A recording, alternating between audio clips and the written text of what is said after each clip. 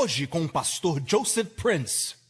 Nós acabamos de chegar na metade do ano e é bom para nós parar e relembrar o que Deus nos falou no início do ano.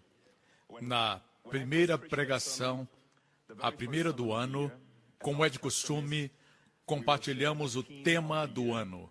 E, mais de uma vez, Deus tem falado profeticamente através de vasos terrenos.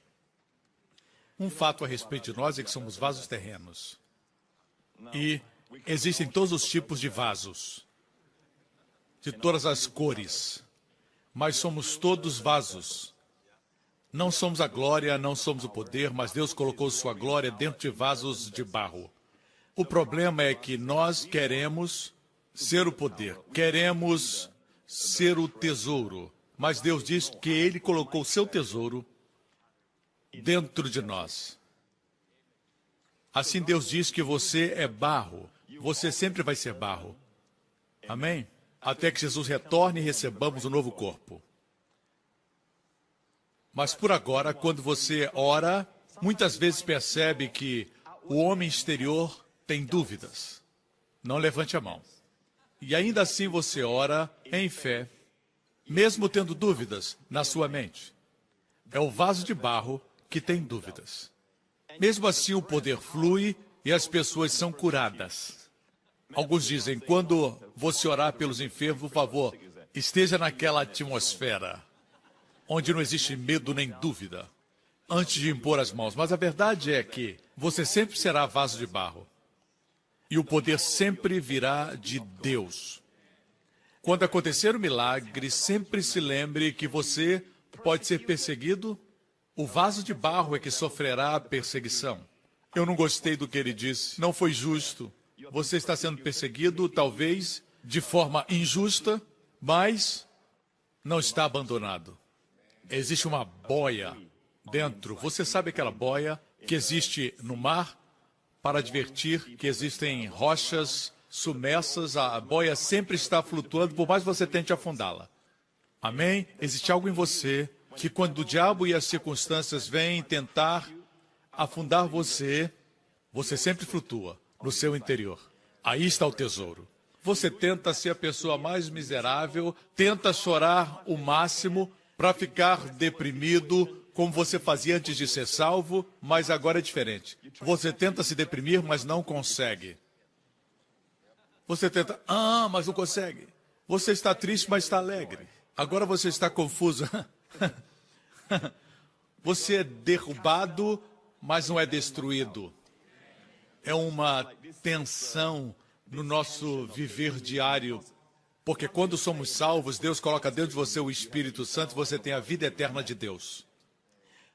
De certa forma, nós estamos continuando o nosso ensinamento último domingo. Você lembra, Jesus se assentou no Monte das Oliveiras e 4 dos seus discípulos, Pedro, Tiago, João e André, vieram a Jesus e fizeram 3 perguntas.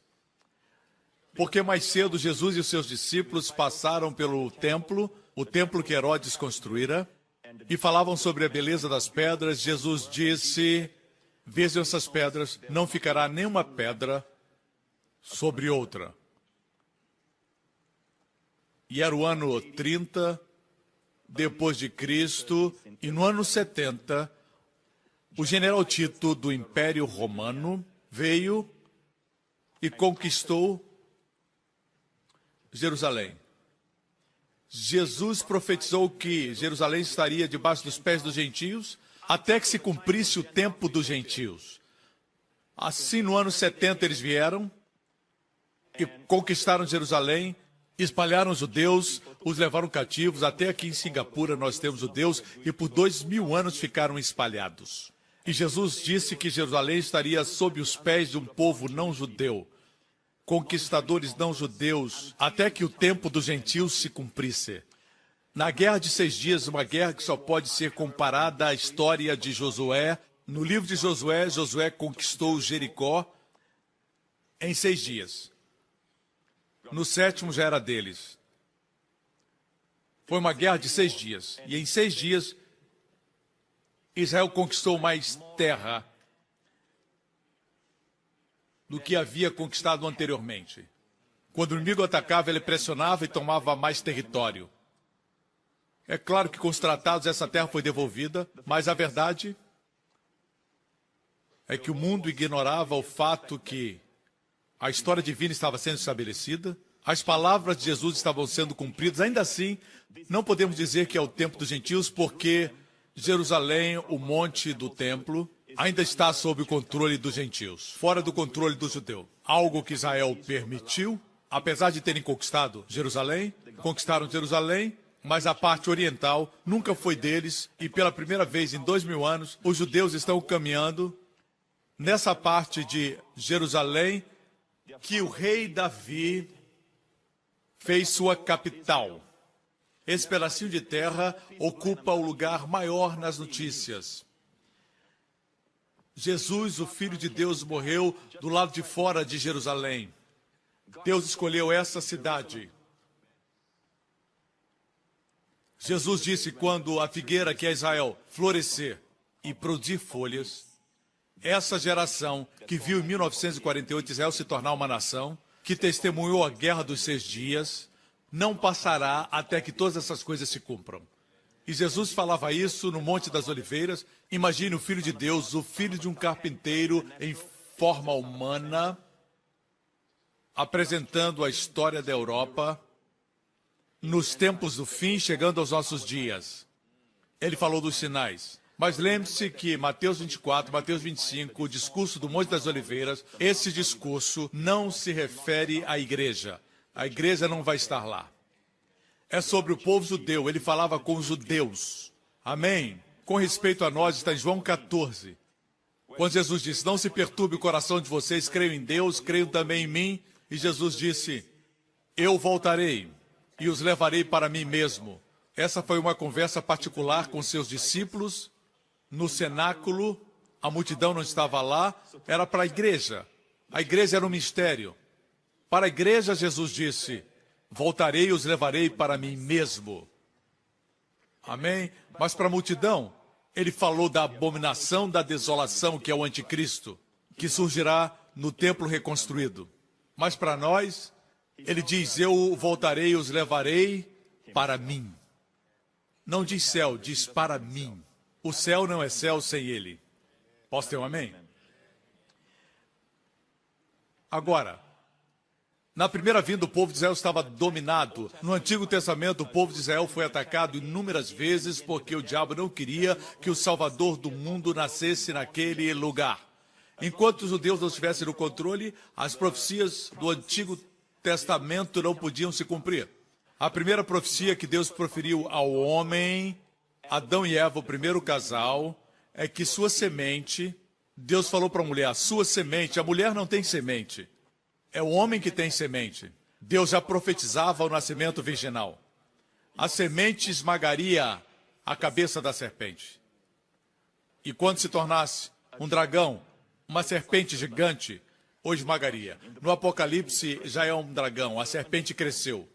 Mas Deus diz que essa semente vai esmagar a cabeça da serpente.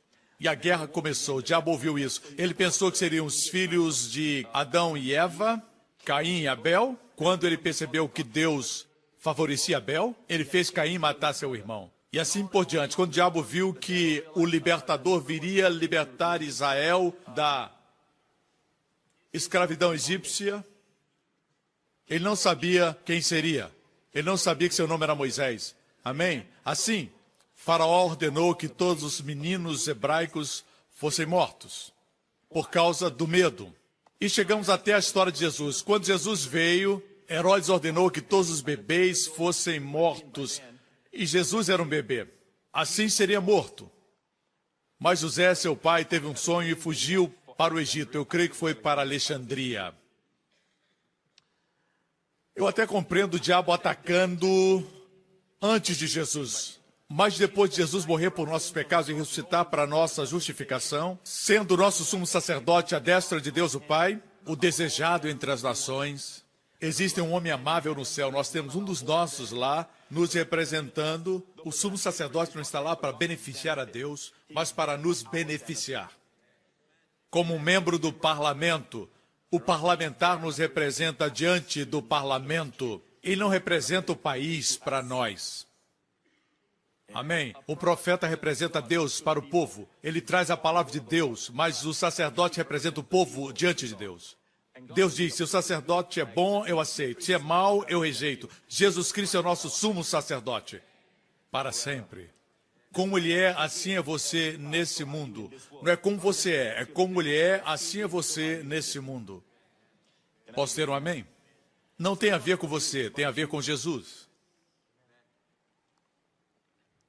Porque mesmo depois de Jesus vir, o diabo ainda tenta destruir Jerusalém. Porque ele sabe que Jesus profetizou que ele voltará a Jerusalém para resgatar o povo judeu. Resgatar Israel por causa do concerto que ele fez com Abraão. Deus vai resgatá-los das nações. Sabemos que uma aliança de nações virá contra Israel. Ezequiel 38 diz que a Rússia descerá. Eu não acho que é a mesma batalha, é uma outra batalha. E também não acho que os participantes serão os mesmos. Eu creio que haverá uma mistura, mas a Rússia participará. Quando Ezequiel profetizou sobre a Rússia, eles eram pequenas tribos, pequenos grupos tribais. Não era uma potência. E Ezequiel, que viveu antes de Jesus Cristo vir à Terra, no Antigo Testamento, ele viu e profetizou os nossos dias. Incrível, não é? No início do ano, sem saber o que aconteceria, quando preguei minha primeira mensagem, eu disse, põe os olhos em Israel. Não falei?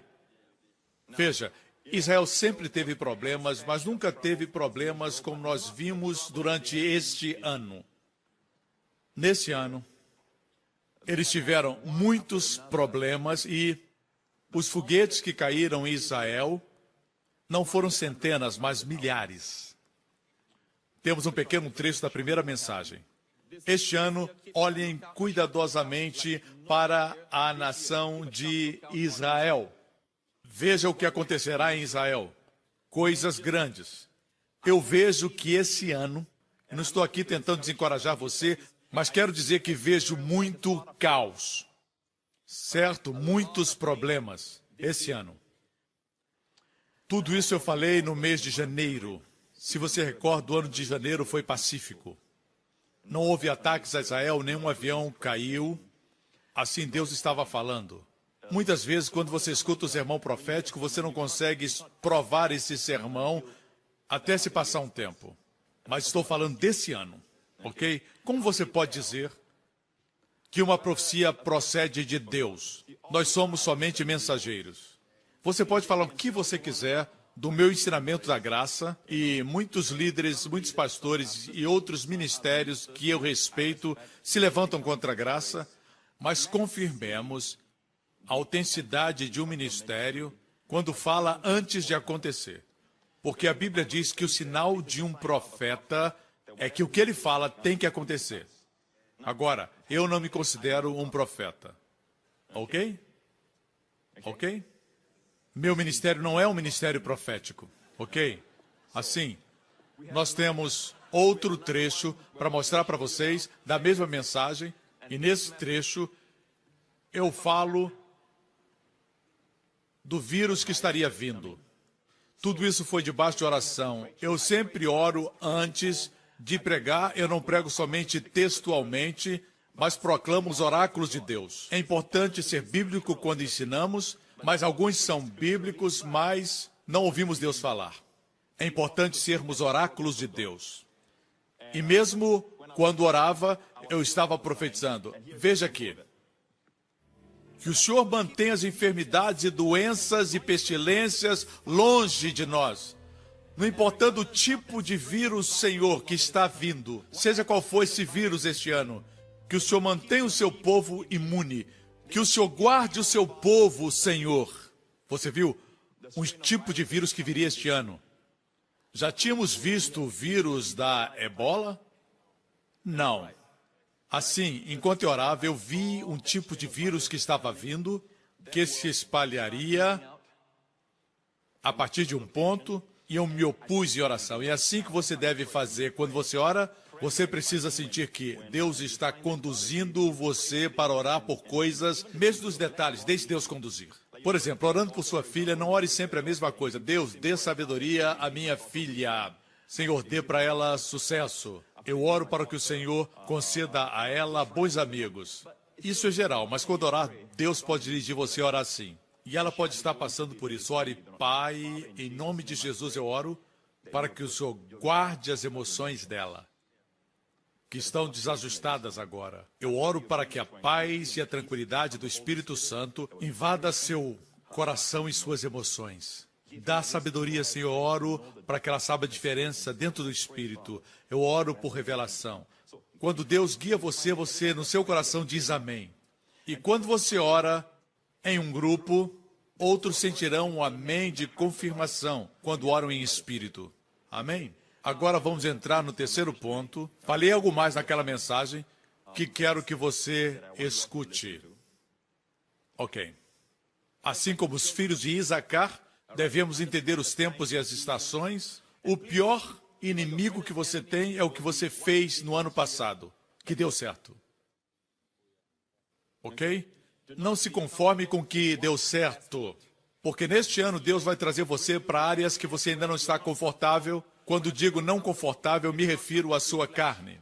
Mas Deus vai levar você para áreas onde você não se sente confortável, forte, talentoso. Deus vai levar você para que você veja o seu suprimento nessas áreas. E você vai se tornar mais forte nessas áreas. Eu profetizo para você que este ano Deus vai expor você a áreas que você não se sente confortável quanto à carne. Mas vai ser muito bom para você. Na verdade, é o amor de Deus querendo fortalecê-lo. E você vai se perguntar, por que que sempre eu estou cercado desses péssimos motoristas? Eu sempre encontro esses caras, não importa onde eu vou para um lugar e estão lá, eu vou para outro lugar e me encontram nesse outro lugar também. Sempre estou cercado desses péssimos motoristas. É muito simples, se sinta amado. Eu disse, sinta-se amado. Existem mãos que estão guiando você e olhos que estão vendo você. Ele está guiando você e não vai expô-lo a áreas que você está forte. Há situações onde você se sente naturalmente capacitado e diz, é muito fácil, eu tiro de letra, é como alguém que joga futebol de campo e vai jogar futsal. Só o campo que é menor. Deus não vai expor você para coisas onde você se sente forte. Esse ano ele vai expor você a áreas que você não é confortável na carne. Mas creia-me, quando eu digo isso, quando olhar para trás, vai dizer, foi a melhor coisa que aconteceu. Porque agora estará forte nessas áreas. Veja, a graça supre, mas se está sempre em áreas que você já é suprido, não abre espaço para um suprimento maior. E por conseguinte não existe crescimento. Entenda bem o que estou tentando dizer. Para alguns isso já começou, talvez ontem. Você pergunta, por que isso está acontecendo? Você é amado. Está amadurecendo, está crescendo. Deus está dando o crescimento. Assim, finalmente, quero dizer para você que não importa o que você esteja passando esse ano, você diz, pastor, eu já reivindiquei o Salmo 91 e nada aconteceu comigo ainda. Alguém mais jovem do que eu foi promovido, eu não entendo, eu já reivindiquei isso. Algo que você precisa entender é que nós não estamos aqui para usar a Deus. Estamos aqui para Deus nos usar. Amém.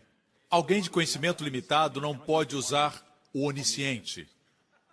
O Deus Todo-Poderoso deve ser aquele que está nos usando, porque Ele conhece o fim antes do começo. Apesar de algumas coisas não serem confortáveis para nós na carne, mas devemos fazer. É como meu filho, ele não gosta de comer algumas coisas, mas eu sei que é bom para ele. Eu tenho a gravação de um vídeo, quando ele tinha um pouco mais de 1 ano, e estava comendo seu primeiro sorvete, só provando.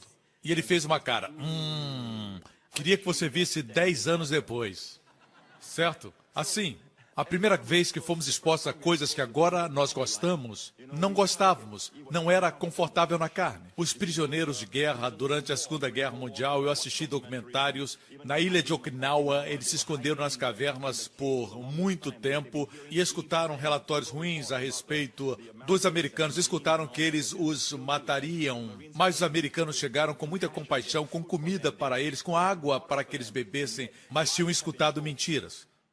Posteriormente saíram da caverna mulheres e também crianças. Estavam dentro da caverna por muitos meses já.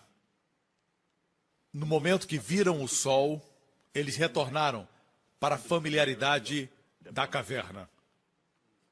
Muitos dizem, eu sou um livre pensador. Na verdade, você é o pensador escuro. Seu pensamento é negro, você nem imagina. Jesus disse, se o Filho vos libertar, verdadeiramente serão livres. Verdadeira liberdade é quando você encontra Jesus. Amém. Ele é aquele que emancipa você completamente. Mas podemos ficar confortáveis na nossa escravidão. Diga para o irmão, você é confortável na sua escravidão? Deixe-me dizer para vocês algo sobre a escravidão. A resistência do homem é incrível. O ser humano pode estar em escravidão, certo? Ele pode se adaptar, fazer muitas coisas, exceto clamar por Deus. Nós podemos fazer muitas coisas, coisas incríveis. Podemos correr como uma galinha que teve o pescoço cortado. Você já viu uma cabeça de galinha caída num lado e o corpo da galinha correndo para o outro lado?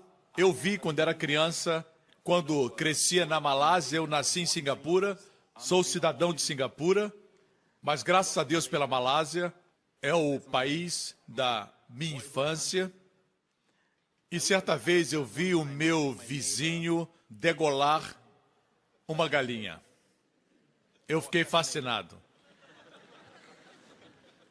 Eu via a cabeça de um lado e a pobre galinha correndo e batendo as asas. Eu vi que as galinhas são muito burrinhas, nem percebem que estão mortas. Batendo as asas sem cabeça. Eu tive vontade de dizer, morra. Por favor, você está sofrendo, morre. Pobre galinha, não recebeu a revelação de que estava morta. Mostra que a revelação verdadeira não veio da cabeça.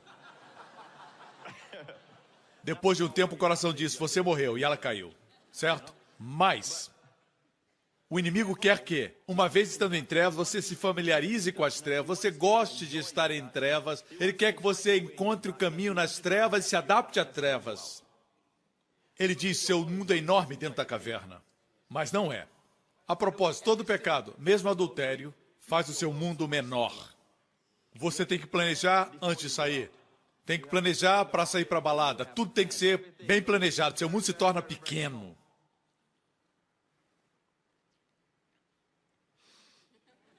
Pregue, pastor Prince, essa mensagem é muito boa. Podemos ser escravos e achar que somos fortes. Assim aconteceu com Israel.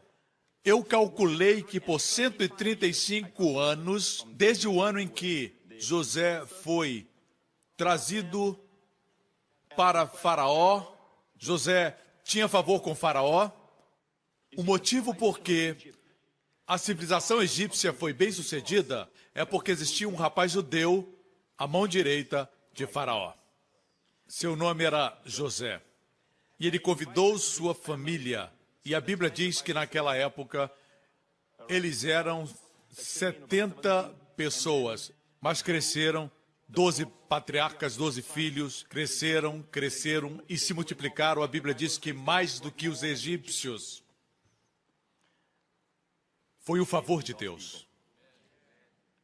E a Bíblia diz que se levantou um faraó que não conhecia José, e ele foi aconselhado por seus assessores a ter cuidado com esse povo que se multiplicava muito.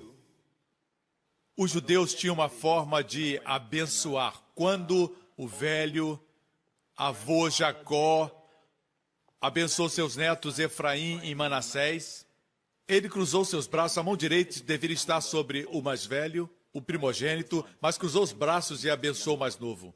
Pela cruz, ele, Jesus, merecia todas as bênçãos. Ele assumiu meu lugar na cruz. E eu que merecia a maldição, recebi as bênçãos. Porque Deus cruzou os seus braços. Essa é a história de amor do Evangelho. Amém? E Jacó cruzou suas mãos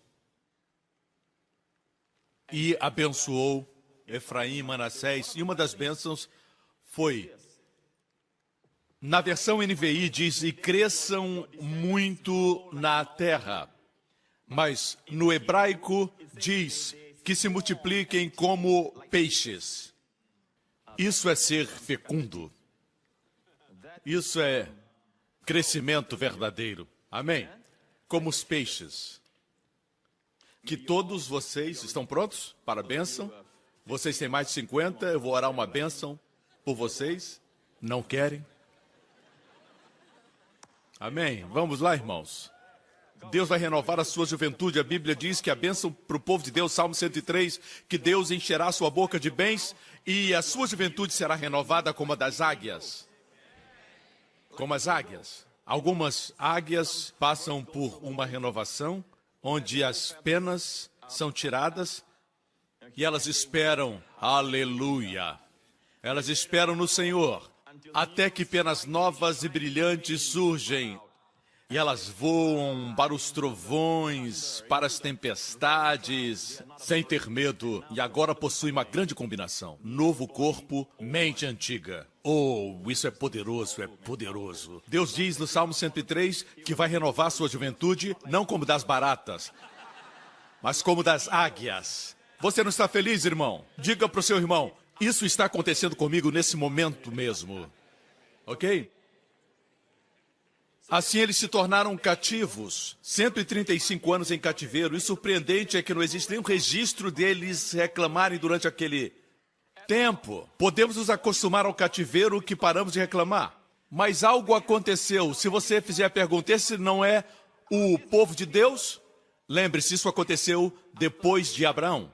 Muitos anos depois de Abraão, cerca de 400 anos depois de Abraão. Assim, 450 anos após Abraão foi dada a lei, o cativeiro foi 300 anos depois de Abraão, ok? De Abraão ao cativeiro no Egito. Mas Deus prometeu a Abraão que a semente dele teria a terra. Deus disse, abençoarei os que te abençoarem e amaldiçoarei os que te amaldiçoarem.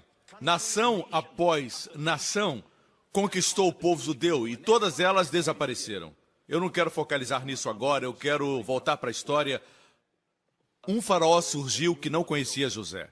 E ele começou a se preocupar com esse povo que se multiplicava como os peixes, e ele disse, eu vou parar com isso. Ele os fez escravos. Mas no primeiro ano, eles não clamaram ao seu Deus do conserto. No segundo ano, também não fizeram nada. Continuou a opressão e a dificuldade do trabalho duro que faziam. 5 anos depois, 10 anos depois, 100 anos depois, não clamaram por Deus. É surpreendente como o ser humano, mesmo quando está vivendo em sofrimento, não busca Deus. Deus quer que você diga, eu não posso, para ele dizer, eu posso. Eu podia contar histórias de pessoas que não conseguem deixar de fumar, e elas leram o meu livro, O Poder de Crer Certo, e eu vou ler uma dessas histórias agora, que chegou, e eu li ontem. Ele me deu permissão para usar o seu nome, mas vou usar somente o primeiro nome, Gary, de Mississippi, Estados Unidos. Por 16 anos, fui viciado em drogas. A culpa, a condenação e a vergonha fizeram com que eu perdesse minha família, amigos, minha licença de farmacêutico e me tornei cativo. Eu usava as drogas para silenciar minha consciência. Tentei a todo custo me reabilitar. Passei pela cadeia e pela prisão e orava para morrer. Mas um dia, 3 anos atrás, eu comecei a assistir o programa do pastor Joseph Prince e a minha vida mudou. Eu descobri que o sangue de Jesus já lavou a minha consciência. Então comecei a escutar a mensagem da graça e todos os dias, às vezes 3 vezes por dia. Já estou liberto dos vícios das drogas há 2 anos. Minha família foi restaurada e já estou conseguindo minha licença de farmacêutico. Sou grato por seu ministério. Vocês sabem de algo, irmãos? A Deus seja glória. Amém? É incrível como o homem pode ser tão duro, mesmo em extrema dor e dificuldade, e ainda se recusa a clamar por Deus. E Deus trabalha com o fraco, trabalha com o insignificante, como Gideão, que disse que era o menor na sua família. Finalmente Deus disse para ele: diminui o teu exército. 32 mil é muito, diminui. Porque se eu lhe der a vitória, o povo dirá que é porque o exército era poderoso. E Deus diminuiu o seu exército para 300, um exército de 300. 300 contra uma multidão, a Bíblia diz que ninguém podia contar. Ninguém podia contar. E a vitória foi conquistada com vasos de barro e tochas acesas dentro, um chofar, uma buzina, e os 300 tocaram o chofar na montanha diante desse exército que ninguém podia contar. Então os 300 quebraram o cântaro, a tocha brilhou, o inimigo foi derrotado. Eles começaram a lutar entre si mesmos. Quem já ouviu falar isso? Usar o menor de uma família, a menor tribo Manassés, usar cântaros e buzinas numa guerra, que é isso? Você está brincando? Mas Deus faz assim. A Bíblia diz que o Cristo crucificado é maior do que a sabedoria dos homens. O que você pensa? O que você pensa? Quando você olha para o esqueleto de um ser humano, o que isso diz para você? Diz que ali está o fim de toda a sabedoria humana, todo o intelecto humano, todo o raciocínio humano. Talvez você diga: esse livro, ele contém erros, mas quem é você para julgar esse livro? Esse livro julga você. Você não julga. Você pode dizer: bem, ele contém muitos erros. Eu sei que você não leu. Eu sei que você não sabe o que ele diz e você pronuncia juízo contra o livro inspirado por Deus. Você está exaltando o seu intelecto. Muitos dizem que nós exaltamos a Bíblia, mas vocês exaltam o intelecto de vocês. Amém? Queremos a vida governada pela palavra. E o final de todo o intelecto é a caveira, é a morte, onde Jesus morreu, no Monte da Caveira, o Monte Calvário. Cristo crucificado é maior do que a sabedoria do homem. É onde ela termina. A forma de Deus agir é assim. Os médicos dizem que é impossível com a medicina, mas Deus gosta disso. A economia de Deus é oposta. Para alimentar a multidão, Jesus usou 5 pães para alimentar 5.000. Em outra ocasião, 7 pães para alimentar menos 4.000. Em outras palavras, quanto maior a multidão, menor o recurso. Nós pensamos, quanto maior a multidão, mais recursos. Mas com Deus é diferente. Quanto maior o problema, mais fácil para Ele. Quando alguém diz: você poderia orar por mim? Eu tenho uma enfermidade, o médico diz que é incurável. 1 em cada 5 no mundo tem esse tipo de doença. E você diz: é um caso difícil então? Sim. Então é perfeito para Deus. Essa tem que ser nossa mentalidade. Posso ter um amém, irmãos? Mas 130 anos depois, anos de sofrimento, e finalmente, em Êxodo 2, versículo 23, muito tempo depois, morreu o rei do Egito. Os israelitas gemiam e clamavam debaixo da escravidão, e o seu clamor subiu até Deus. Ouviu Deus o lamento deles, Deus ouviu o gemido. O que Deus ouviu? O gemido deles. O gemido do povo não soa bem. Gemido não parece uma boa oração. Gemido não parece ser uma linda oração. Foi o gemido. Gemido. O gemido procede da dor. Deus ouviu o gemido deles e Deus se lembrou. Veja, eu já preguei sobre isso, essas verdades que Deus me revelou muitos anos atrás. E existe algo que eu não li em nenhum livro. Quando Deus mostrou para mim, Ele me deu uma frase: somente o gemido alcança o trono. E eu preguei essa mensagem em 2004. Você ainda se lembra? O interessante é que não se refere a línguas estranhas. Eles não estavam falando em línguas. Eu dou graças a Deus pelas línguas. Mas deixe-me dizer, quando você vai ao profundo, e ora do mais profundo do seu coração, e você expressa a sua necessidade profunda de Deus, de sua bondade e de seu amor.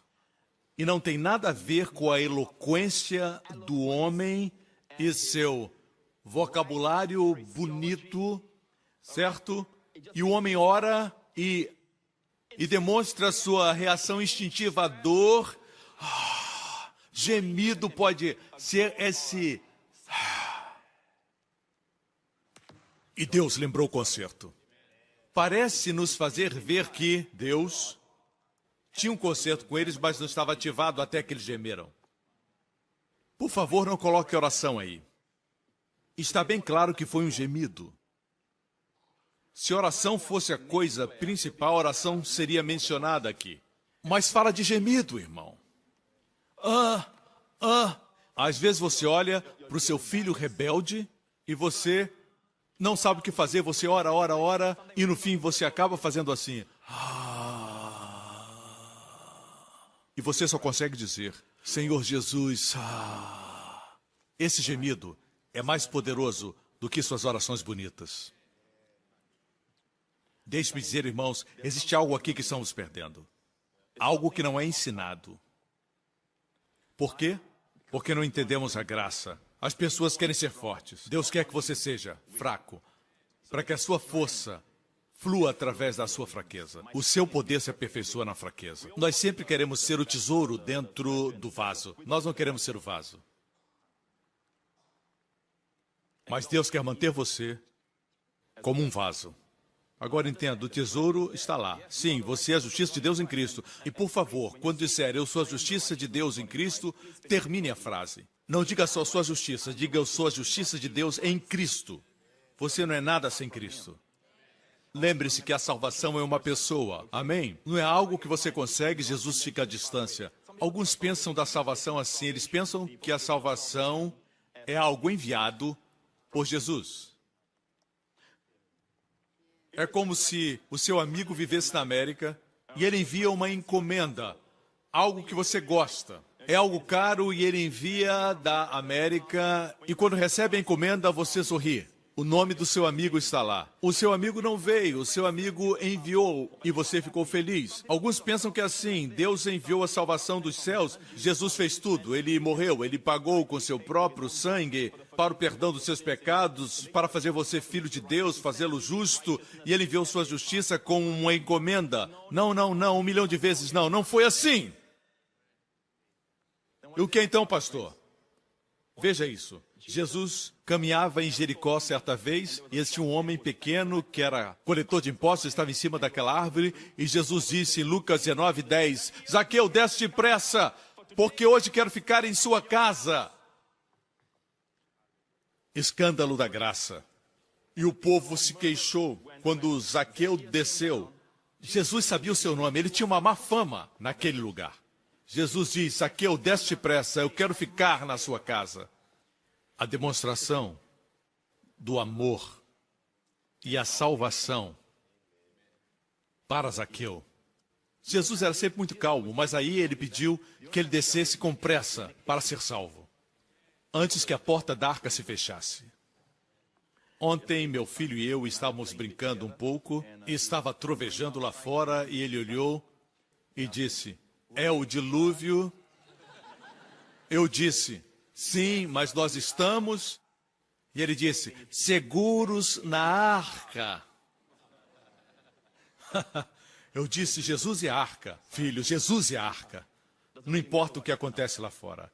Nós estamos seguros na arca. Mesmo quando nós caímos como cristãos, caímos dentro da arca. Não esqueça, você está na arca, você está em Cristo. Zaqueu, eu quero ficar em sua casa, eu quero ficar em sua casa. Jesus comeu com Zaqueu. Zaqueu foi tão tocado que se arrependeu sem que ninguém pedisse que ele fizesse isso.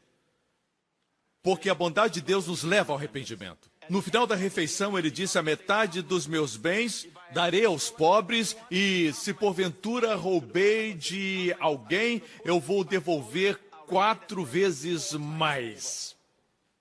E Jesus respondeu, hoje a salvação entrou nessa casa. Pare. Ele entregou a salvação como uma encomenda? Como a salvação entrou? na casa de Zaqueu. Jesus é a salvação. Jesus é minha justiça. Não sou eu que sou justo, sou justo, sou justo, sou justo. Quando você pensa assim, você cai. Mas temos que confessar com o coração. Eu sou a justiça de Deus em Cristo. Tudo é por Ele. Tudo é por Ele. Ele é a minha justiça. Ele é a minha fortaleza. Às vezes Deus permite você fracassar para que reconheça que não é você. Alguns de nós nos sentimos seguros quanto à nossa salvação. Por exemplo, alguns são filhos de pastores, eles pertencem à igreja e quando têm 10 anos eles são salvos e eles pensam, eu não sou tão mal assim, eu nunca fui viciado, eu nunca fui molestador ou pedófilo, eu não sou esse tipo de gente, eu não sou tão mal. Pessoas que pensam assim passam por problemas na vida e chegam à conclusão que também são pecadores. Isso não altera o fato de que Jesus é a sua justiça. Você é você, e a justiça que está em você é Jesus. Nunca esqueça isso. Assim como você afirma que a justiça, a ênfase tem que ser em Jesus. Às vezes a gente declara, eu posso todas as coisas em Cristo que me fortalece, sem colocar ênfase em Jesus. Mas quem já recebeu a revelação diz, eu posso todas as coisas em Cristo que me fortalece. Deus ama a fraqueza porque sua graça se aperfeiçoa na fraqueza. Deus ama isso, não tente ajustar a sua fraqueza. Permita que a graça de Deus entre. Ele é forte e você é fraco. Se você é forte e ele é forte, vocês acabam se repelindo. É preciso negativo. Você quer ser o negativo? Mas, pastor, eu tenho que pensar positivo. Eu estou ensinando como ser positivo. Eu sou negativo, ele é positivo. Isso é pensamento positivo. Ok? Assim, Jesus não traz salvação. Jesus é a salvação. Jesus não envia a salvação e fica no céu. Jesus é a salvação. E a Bíblia diz que quando ele regressar, o mesmo Senhor descerá dos céus. Já falei isso antes. Podia ter sido dito que o Senhor descerá do céu, mas isso não faria nenhum mal à estrutura gramatical dizer que o Senhor desceria. Mas o Espírito Santo quis colocar, o mesmo Senhor descerá. 1 Pedro 2:24. Levando Ele mesmo em seu corpo os nossos pecados. Ele mesmo levou em seu corpo os nossos pecados sobre o madeiro. Levando Ele mesmo em seu corpo os nossos pecados, em seu corpo, para que pudéssemos viver para a justiça e pelas suas feridas. Assim diz, Ele mesmo em seu corpo e suas feridas. Uma coisa é dizer, pelas suas pisaduras somos sarados. Isso não é um mantra, que repetido muito, você recebe poder. Isso é uma revelação, irmãos. Ele mesmo levou nossas enfermidades. Ele mesmo. Jesus andava com os 12 discípulos no caminho de Emaús. E enquanto andava, a Bíblia diz que o mesmo Jesus se aproximou deles. Eles estavam deprimidos. Podia estar escrito, Jesus se aproximou, não estaria errado. Mas diz o mesmo Jesus. E a forma como os tirou do desespero foi explicando-lhes o que se achava nas Escrituras com respeito a Ele mesmo. Não se turbe o seu coração. Voltarei e os receberei para os céus? Não, para mim mesmo. Sabemos que o céu estará lá, mas céu sem Jesus não é céu. É sua presença nessa igreja que faz toda a diferença. É Ele. Você entende isso? Marcos 3,14 diz, e nomeou 12 discípulos, para que estivessem com ele e para que os enviasse a pregar. Veja, para que estivessem com ele. Nós sempre pensamos que Deus ungiu seus discípulos para saírem e pregarem. Eu sempre ouvi isso. Por isso é importante você ler a Bíblia. Mas não diz isso, diz para que estivessem com ele, para viverem com ele, todos os dias acordarem e dizerem bom dia, Jesus. Mais um dia maravilhoso com o Senhor. Amém? Para que estivesse com ele. É a primeira razão por que nomeou os seus discípulos. Outra versão diz, e para os enviar a pregar. A palavra para aqui é riná. Riná em grego quer dizer para estarem com ele e para os enviar a pregar e para que tivesse o poder de curar enfermidades e expulsar os demônios. Estar com ele lhes daria poder para pregar o evangelho, curar e expulsar demônios. Aleluia! Não esqueça, quando você gosta de estar com ele, você nem percebe quão séria é a sua doença, você vai pensar na grandeza dele. Amém? Vamos voltar. Êxodo 2. E ouviu Deus o seu gemido, e lembrou-se Deus da sua aliança com Abraão, com Isaque e com Jacó. Parece que o gemido ativou o concerto. Com o gemido você alcança o trono. Às vezes nós pensamos, eu preciso encontrar um lugar para orar, eu preciso orar com força por esse problema. Se você sente a dor, se o seu coração sofre, gema, Senhor Deus. É só gemer, irmão. Vai liberar você do estresse, vai tirar você da depressão. Mas isso não é o mais importante. O mais importante é que, leia cuidadosamente, parece que Deus se lembrou do concerto quando eles gemeram. Você nunca ouviu isso. Não deixe que novas coisas façam você levantar a guarda e ficar só com o que é familiar. Talvez a falta de resultados em outras áreas seja porque você não aceita essa nova verdade. Novas verdades têm que ser estudadas e confirmadas em outros textos. Ok? Assim, vamos para Êxodo 6. Deus está falando com Moisés e diz, e também tenho ouvido o gemido dos filhos de Israel. Voltemos ao capítulo 2. Eu esqueci de mostrar algo para vocês. E ouviu Deus o seu gemido e lembrou-se, versículo 25, e viu Deus os filhos de Israel e atentou para a sua condição. Uma outra versão diz, e reconheceu-os. Em outras palavras, eles gemeram e Deus se lembrou da aliança com Abraão, Isaque e Jacó. Deus olhou para eles e atentou para a sua condição. Deus não despreza o seu gemido. Eu conheço pessoas que dizem, existem crentes que só vivem gemendo e lamentando. O que querem dizer é que crentes gostam de reclamar.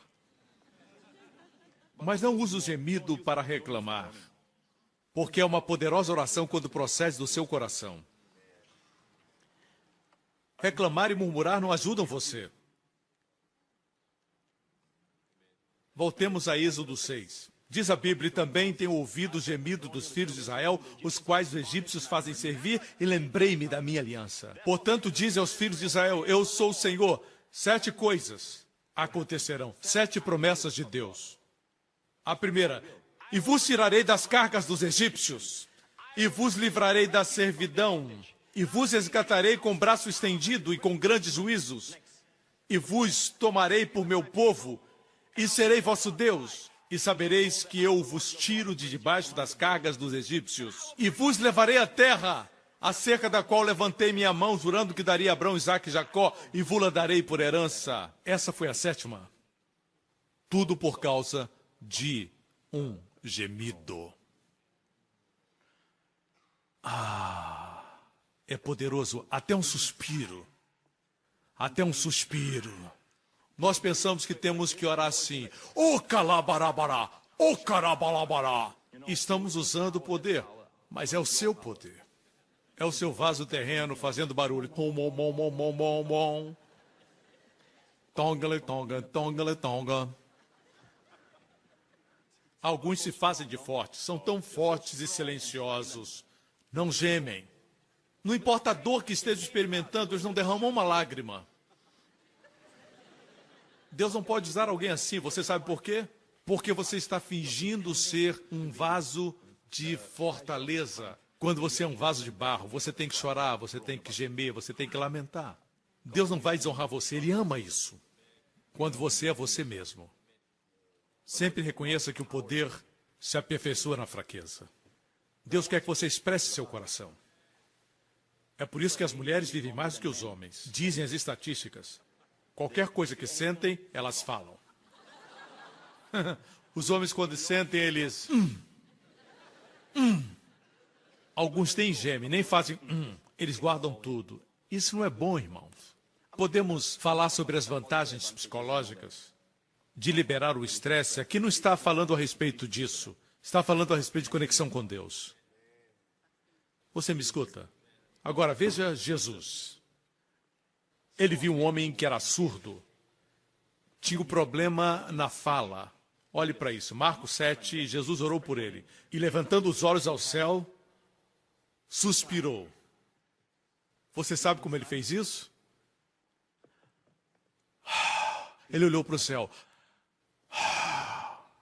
Ele suspirou não por alegria, e sim por tristeza. Somente o amor se identifica com o sofrimento do próximo. Ele suspirou. Raramente vejo alguém orando pelo enfermo e suspirando. Jesus fez isso. O amor age assim, você sabia? O amor se importa com a dor. O amor assume o sofrimento de alguém a ponto de até mesmo sentir a dor. Você pode ensinar e aconselhar pessoas profissionalmente, mas o nosso sumo sacerdote se compadece com as enfermidades. Ele não está lá conhecendo nossas enfermidades à distância, ele se compadece com o sentimento da nossa enfermidade. Esse é o nosso Jesus. Pura bondade. O mundo nunca viu essa pura bondade. Amor maravilhoso. Ele suspirou. Então disse para o homem, Efatá, isto é, abre-te. E logo se abriram seus ouvidos e a prisão da língua se desfez e falava perfeitamente. Nesse versículo no grego, a palavra para suspirar é estenazo. Certo? Estenazo.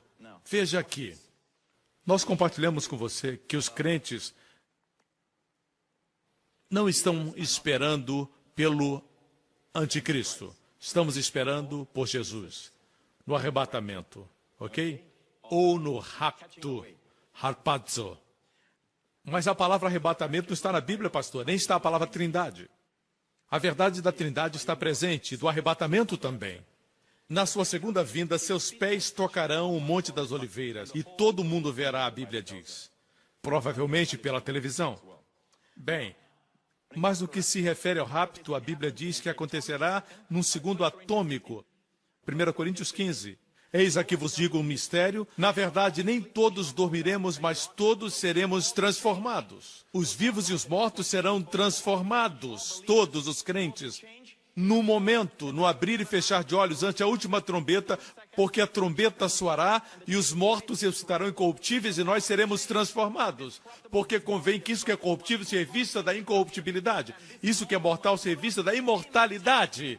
E quando isso que é corruptível se revestir da incorruptibilidade, isso que é mortal se revestir da imortalidade, então cumprir-se a palavra que está escrita, tragada foi a morte na vitória. Onde está a morte, o teu aguilhão? Onde está o inferno, a tua vitória? Ora, o aguilhão da morte é o pecado e a força do pecado é a lei. Mas graças a Deus que nos dá a vitória por nosso Senhor Jesus Cristo. Portanto, meus amados irmãos, sede firmes e constantes, sempre abundantes na obra do Senhor, sabendo que o vosso trabalho não é vão no Senhor. E esse foi o último versículo do capítulo 15. O incrível é que essa verdade do arrebatamento não nos torna preguiçosos. A palavra, portanto, foi usada por causa da verdade do nosso novo corpo. Nós não estamos esperando pela morte. Não estamos aguardando que o anticristo apareça. Não estamos aguardando que a Rússia venha conquistar mais nações. Estamos olhando para o arrebatamento, que é a redenção do nosso corpo. A única coisa que nos resta nesse lado do céu é a esperança da redenção do nosso corpo, quando o Filho de Deus vai transformar os nossos corpos de humilhação, em um corpo glorioso. Ainda assim, alguns dizem que estudar as profecias faz as pessoas ficarem preguiçosas. Não. Portanto, por causa da profecia, meus amados irmãos, sede firmes e constantes, sempre abundantes. Você me acompanha? Você me escuta? Vamos para 2 Coríntios 5. Estamos concluindo. Dê um suspiro. Veja, você está orando. Você já sabe agora. Seu marido vem a você e diz, querida, eu acabei de investir no mercado financeiro. E você, isso é uma oração. Vocês estão rindo, isso parece divertido para nós, mas se você está consciente do Senhor e você... existe muito nesse suspiro, muito nesse gemido. É uma oração. Vem do coração. Suas orações podem ser eloquentes, mas eu duvido que sejam tão profundas. A oração mais profunda é orar no Espírito. Mas aqui não é só orar no Espírito, é mais profundo ainda. Fala de gemido, 2 Coríntios 5. Porque sabemos, escreve Paulo, que se a nossa casa terrestre... Qual é a nossa casa terrestre? É o nosso corpo. A Bíblia chama tabernáculo. O verdadeiro você mora nesse tabernáculo. O meu corpo, se o meu coração parar de bater agora, o que não vai acontecer em nome de Jesus, glória a Deus, aleluia, obrigado, Senhor. Se os meus batimentos cardíacos diminuírem e pararem, meu corpo vai cair. E o verdadeiro Joseph Prince vai sair. E porque sou redimido pelo sangue de Jesus, o pecado não é mais um problema, me separando do meu maravilhoso Pai. A primeira coisa que vou fazer é dizer, oh, como eu me sinto tão vivo. Não me refiro ao descrente, me refiro ao crente. Ausente no corpo, presente com o Senhor. É algo imediato. E você vai dizer, quem é aquele cara bonito? Ah, aquela é sua casa terrena. Uau! O Senhor vai dizer, olhe para você agora, você está bem melhor. E sabe de uma coisa? Você não estará vestido, esperando o seu novo corpo. Aqueles que morrem hoje estão com Jesus, mas não estão vestidos.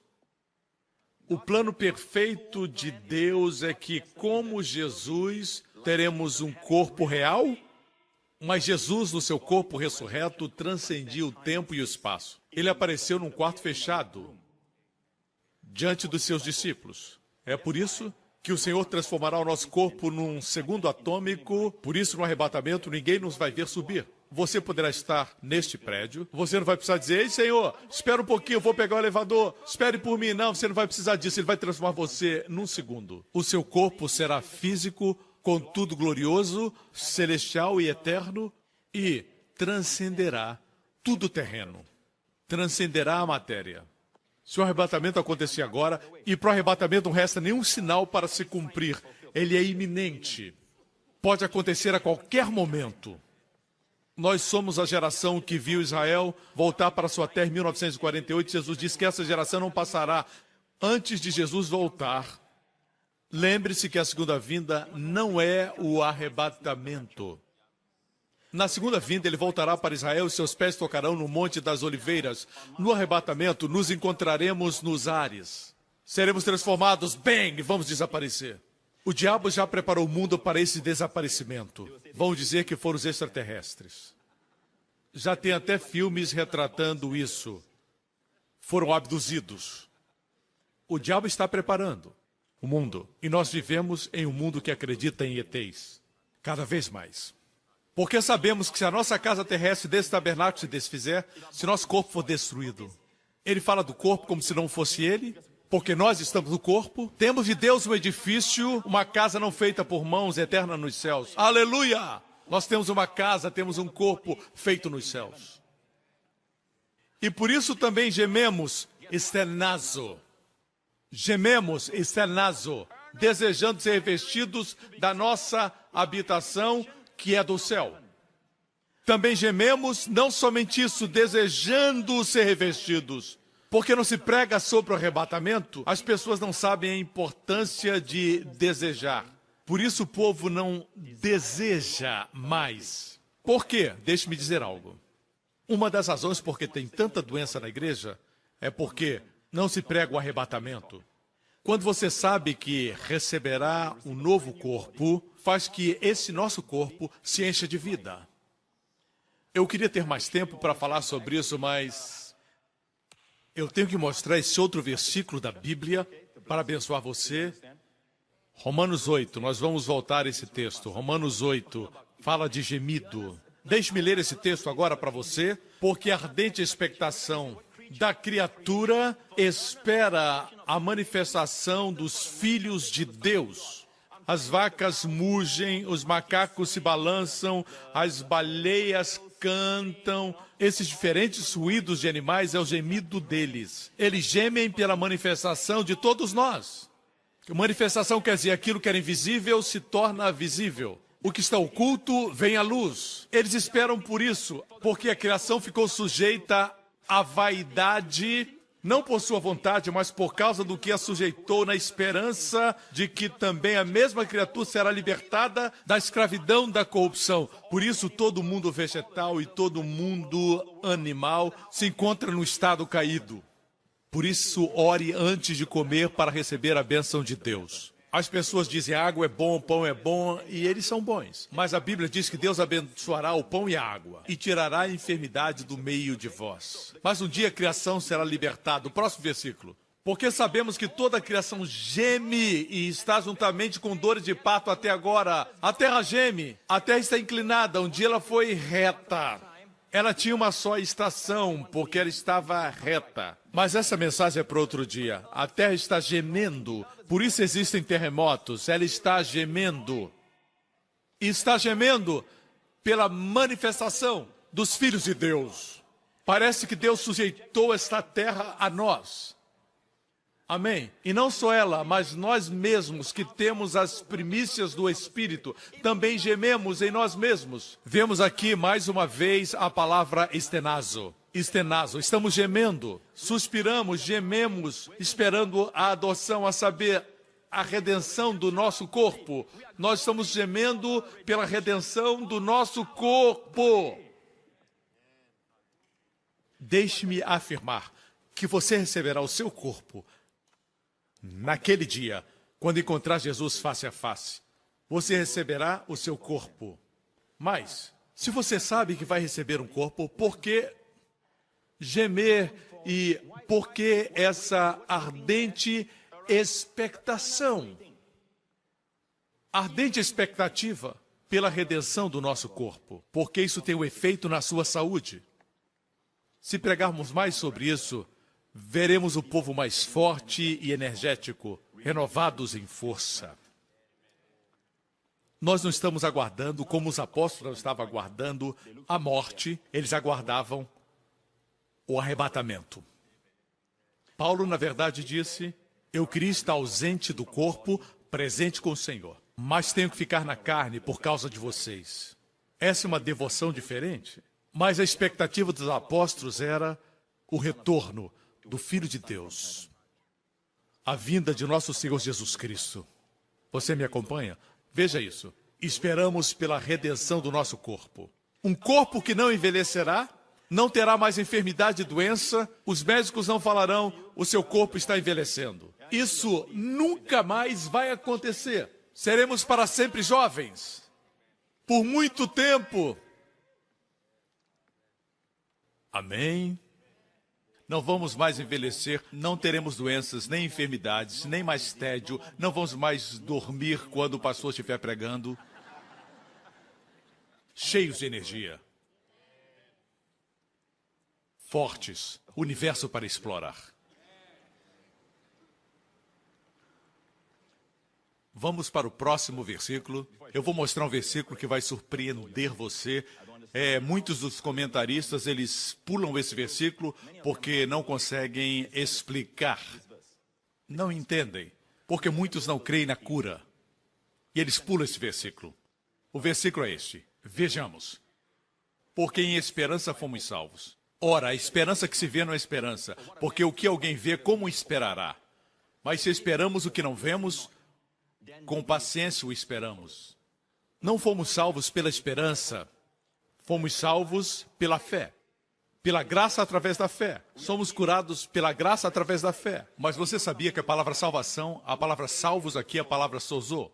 Sozo, meu amigo, é salvo, mas também é curado. E também resgatado. Resgatado do perigo, liberto também. Você me escuta?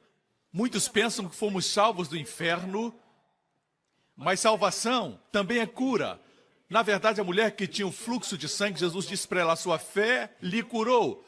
No grego, a palavra é sozo. Por isso eu digo que a palavra salvo também significa curado. Você entendeu? Não fala somente da salvação, da eterna condenação. Nós somos curados por essa esperança, que teremos um novo corpo. Somos curados. Por falta de ensinamento sobre a segunda vida, muitas pessoas dizem que profecia é uma coisa difícil para ensinar, mas 1/4 da Bíblia é profecia. Amém? Se firme na palavra, sem exageros. Quanto mais falamos sobre profecia, mais recebemos cura. Se Cristo tardar, você viverá saudável. Você me escuta? Próximo versículo, verso 26. E da mesma maneira também o Espírito ajuda as nossas fraquezas, porque não sabemos o que havemos de pedir. Essa palavra no grego é usada 24 vezes no Novo Testamento, 50% das vezes que é usada ou mais, fala de doença física, enfermidade física. E mesmo quando não se refere à doença física, mas mental, ainda assim eu vejo como uma enfermidade. Assim, quando diz que Jesus levou nossas fraquezas ou doenças, essa é a palavra usada no grego. Note que o Espírito Santo ajuda nas nossas fraquezas, nossas enfermidades, porque não sabemos o que havemos de pedir como convém, mas o Espírito intercede por nós com o quê? Muitas vezes ensinamos isso, não está errado falar assim, nós afirmamos serem as línguas. Não está errado. Falar em línguas é muito importante, mas o ensinamento mais claro nas Escrituras é este, que o Espírito intercede nas nossas fraquezas com gemidos.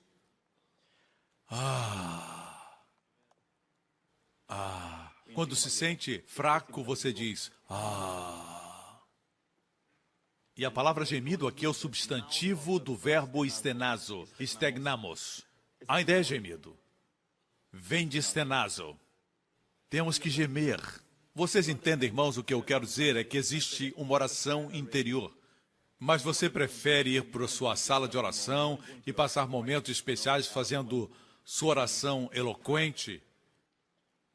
E você faz tudo, exceto gemer. Quando você geme, você está no limite. Somente um pode ajudá-lo. O gemido faz Deus lembrar do concerto. Agora é um novo concerto. Amém? Vamos concluir com 2 Coríntios 5. Verso 2. E por isso também gememos, desejando ser revestidos da nossa habitação, que é do céu. O que Paulo está dizendo é, eu tenho desejo que esse meu corpo de humilhação seja revestido pelo corpo celestial. Um corpo que para sempre será saudável, nunca envelhecerá, nem morrerá, como o corpo do Cristo ressurreto. Como eu desejo esse corpo? Você deseja esse corpo? Enquanto você espera, isso afeta a sua saúde. Se todavia, estando vestidos, não formos achados nus. Em outras palavras, aqueles que morreram em Cristo, nossos amados que morreram em Cristo, não vão imediatamente estar com o Senhor. Mas, em certo sentido, são somente espírito e alma, não têm roupas. Estão despidos porque não estão vestidos o corpo glorioso. Todos seremos vestidos juntos quando Jesus voltar no rapto. Ok? Próximo versículo. Porque também nós, os que estamos nesse tabernáculo, gememos, carregados, não porque queremos ser despidos, não porque queremos ser despidos, não porque queiramos morrer, não porque queiramos nos livrar desse corpo. Veja o que diz aqui. Qual o ensinamento? Que não devemos esperar a morte, como o irmão que eu mencionei que orou para morrer. Mas isso não é bíblico. Paulo diz assim, não porque queremos ser despidos, quer dizer, deixar nosso corpo natural, mas revestidos do corpo glorioso, para que o mortal seja absorvido pela vida. Ora, quem para isso mesmo nos preparou foi Deus, o qual nos deu também o penhor do Espírito. E a palavra penhor é uma garantia de que o pagamento será efetuado. Quando isso acontecer, você terá um novo corpo, um corpo eterno. Você me acompanha? Uma passagem mais. Vamos concluir falando de Jesus. Seu melhor amigo havia morrido. Melhor, um dos seus grandes amigos, Lázaro. Alguém veio a Jesus e disse: aquele que tu amas está doente. Não o que o amava, mas a quem ele amava. Jesus aguardou 2 dias mais. E finalmente Jesus foi. A Bíblia diz em João 11, verso 33, Jesus, pois, quando a viu chorar, e também chorando os judeus, moveu-se muito em espírito e perturbou-se. Aqui temos uma outra palavra no grego, embrimaiomai, que também é gemido. É um forte gemido. Ele gemeu no espírito. Veja, eu penso que o Salvador pensava: a morte não é natural. Quando eu e você vamos a um funeral, vamos pelos vivos e não pelo morto. Porque ali está um tabernáculo. A pessoa está com o Senhor. Se não for salvo, estará em outro lugar. Mas a verdade é, ninguém gosta de funerais, nem da morte. Ninguém. E por quê? Porque Deus nos fez para a vida. Dentro de nós sabemos que não deveríamos morrer. O próprio Deus odeia a morte. O último inimigo a ser colocado debaixo dos pés de Jesus é a morte. Deus nunca quis que o homem morresse. Deus disse para Adão: não coma da árvore, o dia em que comer, você morrerá. No hebraico, morrendo espiritualmente, morrerá. Morrendo, morrerá. Primeiro espiritualmente, depois fisicamente. Deus odeia a morte. A morte é o salário do pecado. Mas o dom de Deus é a vida eterna, por Jesus Cristo nosso Senhor. Igreja, Jesus gemeu no Espírito, e eu creio que é porque ele se lembrou que ele não fez o homem para isso. Tudo foi feito por ele, por Cristo. E sem ele nada do que foi feito se fez. Ele fez o homem para viver para sempre. Ele não fez o homem para morrer. Mas o homem pecou contra Deus. Deus lhe deu livre-arbítrio. Isso significa livre escolha. E ninguém pode manipular isso. O homem escolheu o pecado, o homem escolheu a morte.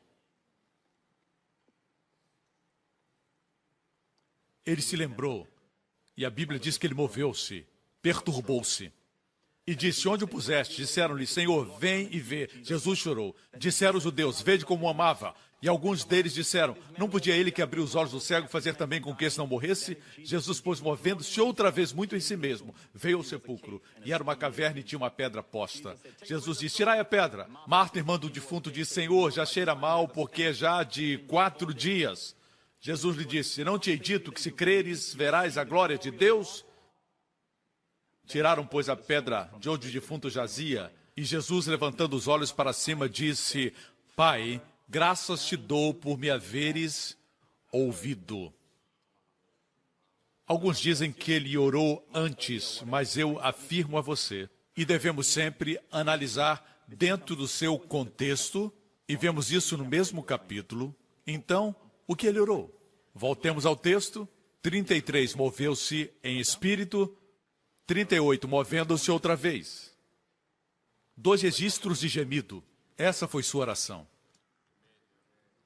Quando só lhe resta gemer, libere. Não se faça de forte.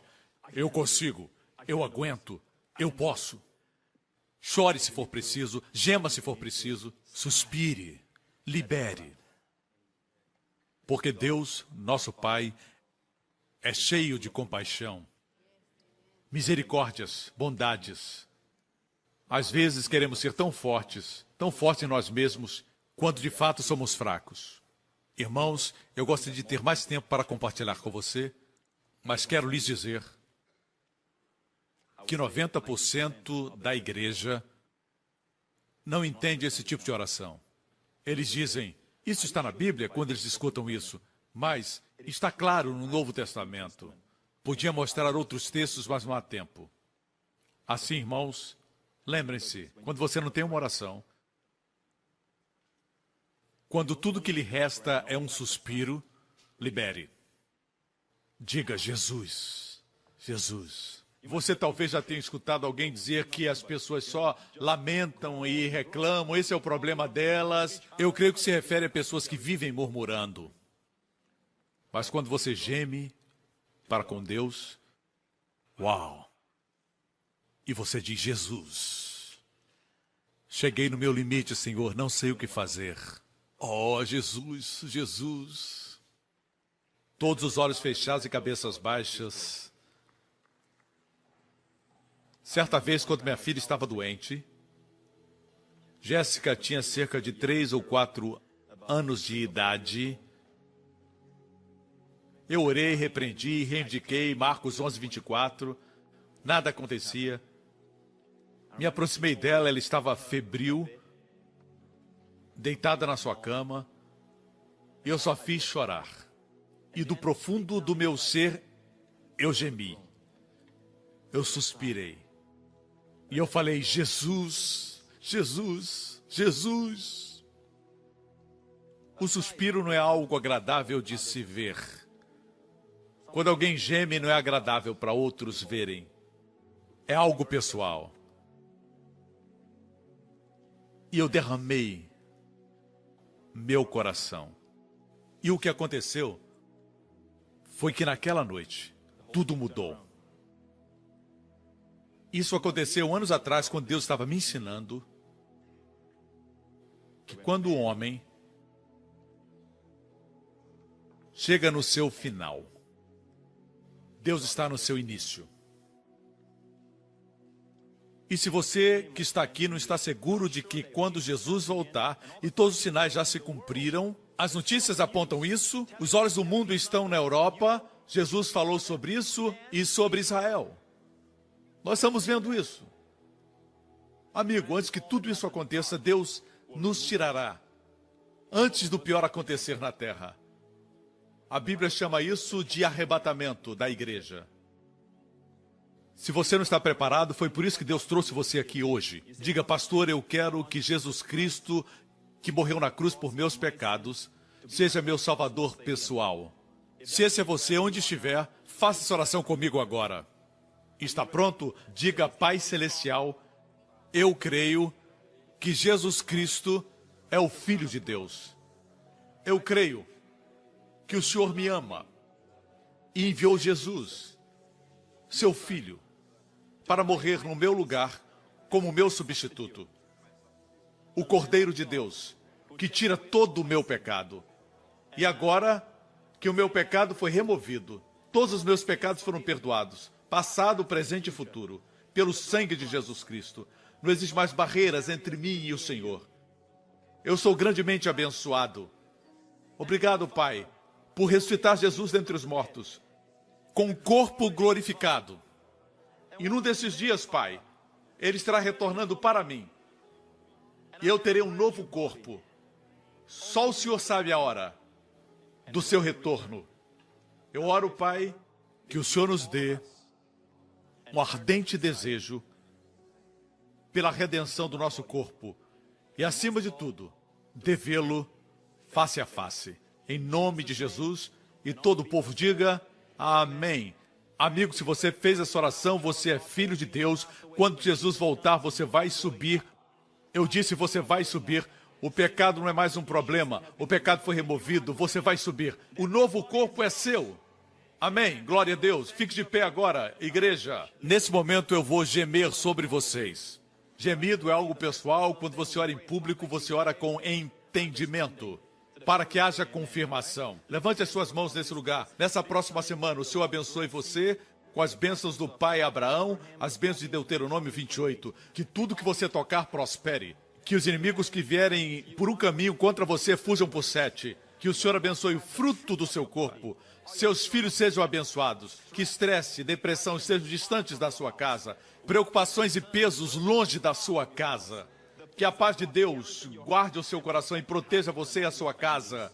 O Senhor abençoe e preserve você e proteja de todo mal, de todo vírus, de toda enfermidade e doença. E até da morte, até que o vejamos face a face. Que o Senhor levante a sua face sobre você e conceda a você favor sobrenatural onde você for. E lhe conceda a paz.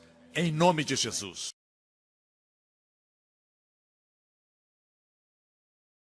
Obrigado por sintonizar no programa de hoje. Esperamos que tenha sido uma bênção para a sua vida. Para mais informações sobre o programa da Igreja New Creation, acesse o site ncctv.org.sg. Lá você poderá se inscrever para receber um devocional diário do pastor Joseph Prince. Seja incentivado e fortalecido todos os dias e saiba o quanto Deus lhe ama através desses devocionais. Acreditamos que seu dízimo pertence à igreja que você frequenta e oramos para que você seja grandemente abençoado, altamente favorecido e profundamente amado.